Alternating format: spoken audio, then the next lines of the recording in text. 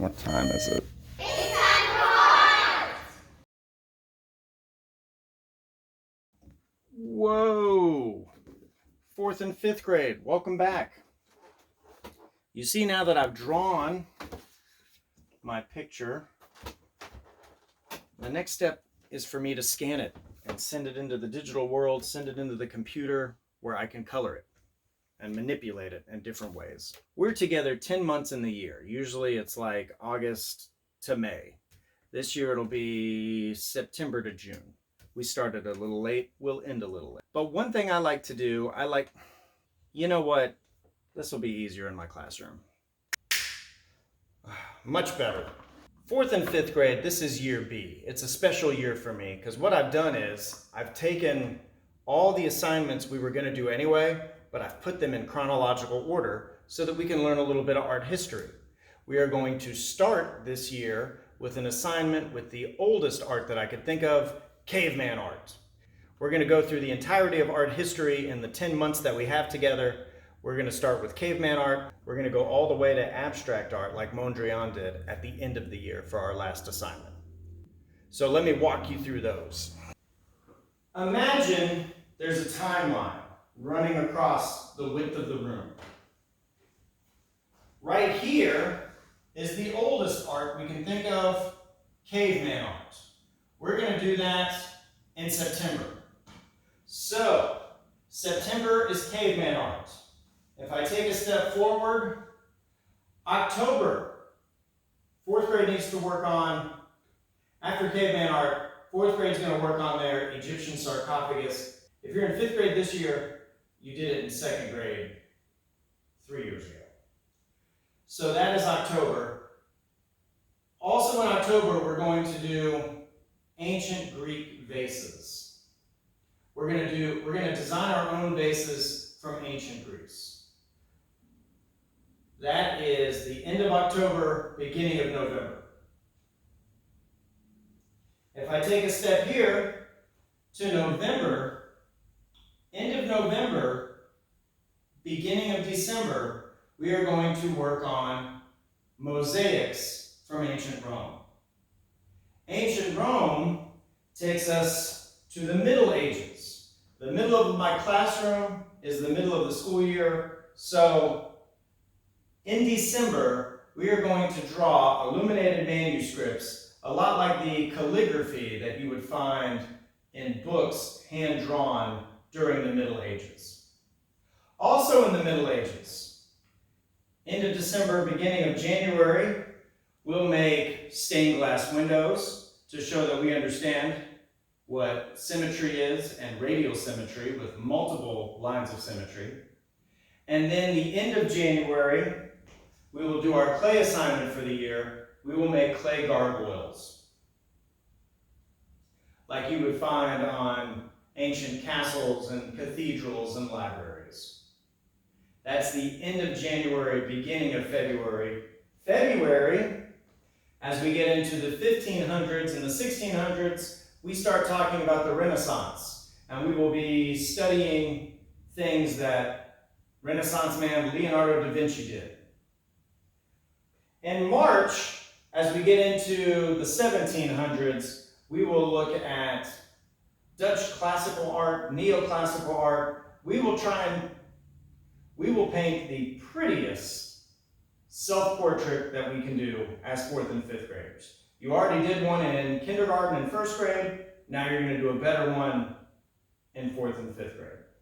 That is February, March, neoclassical self-portraits in the style of Rembrandt. In April, we'll talk a little bit about the artists of the 1800s. We've already done an assignment for the Impressionists like Claude Monet. We've done Van Gogh's sunflowers. We've talked about Van Gogh's irises in previous grades. That's April. May, we talk and we look at surreal artwork like Frida Kahlo. And for the last assignment, we get into modern art. We've talked about Pablo Picasso and Henri Matisse in kindergarten and 1st grade, but we will make an abstract picture in the style of Piet Mondrian, and that's it. That's the end of the year. We've traveled the entire length of art history. We've started with the oldest art, caveman art. We've gone to abstract modern art. See you next year.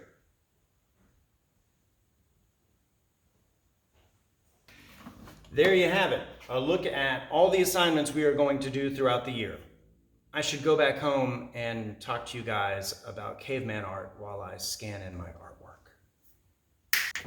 Whoa, okay, we're back. What we are going to do today is caveman art. Here are examples of things that kids have done in the past. Many years ago, Mr. Penn went on a vacation with his family. I used that experience for my caveman art assignment 2 or 3 years ago.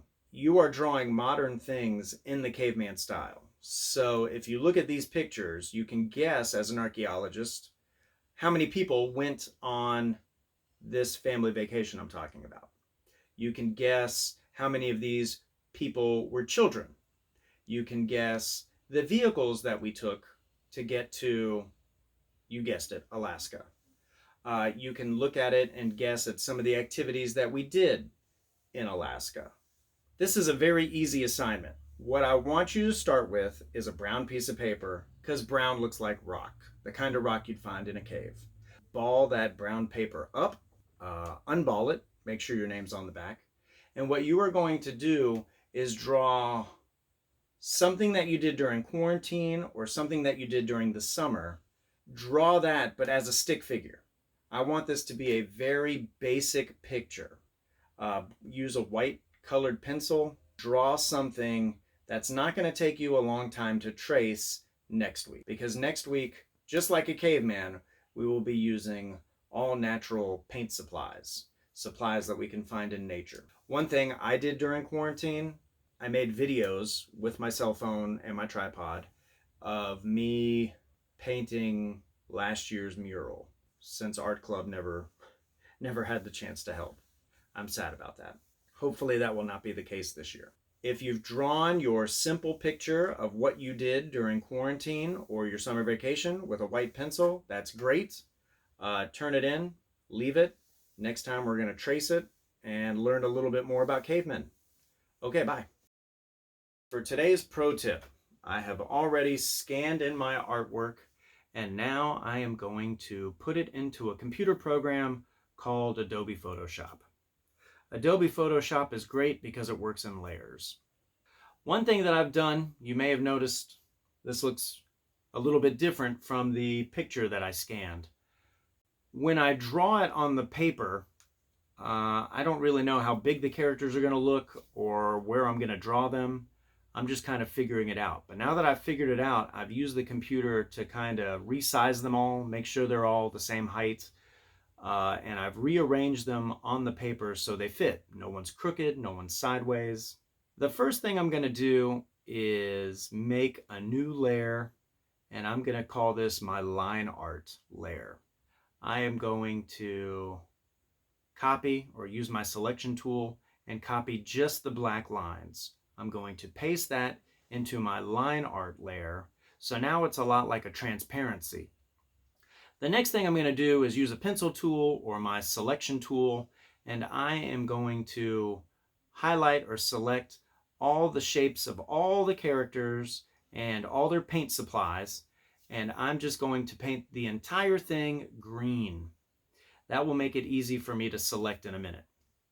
Once everything is green, it's one color, I'm going to start a new layer called my flats layer.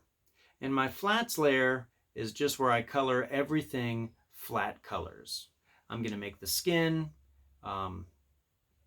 peach color. I'm going to make the hair a variety of oranges. I'm going to do their clothes. I'm going to paint all the leprechaun clothes different shades of green. I'm going to color in the paint dripping out of the paint buckets, a variety of colors. The ladder is wood. It should be brown. But this is one of my next favorite parts. I'm going to make a duplicate of that layer, and then I'm going to cover the whole thing in like a dark purple. But I will adjust the opacity so you can still see the colors underneath that. And now to make shadows and highlights, I can select these shapes and start coloring around them, and you'll see where the original bright flats are showing through, and it just makes my picture look a lot more colorful.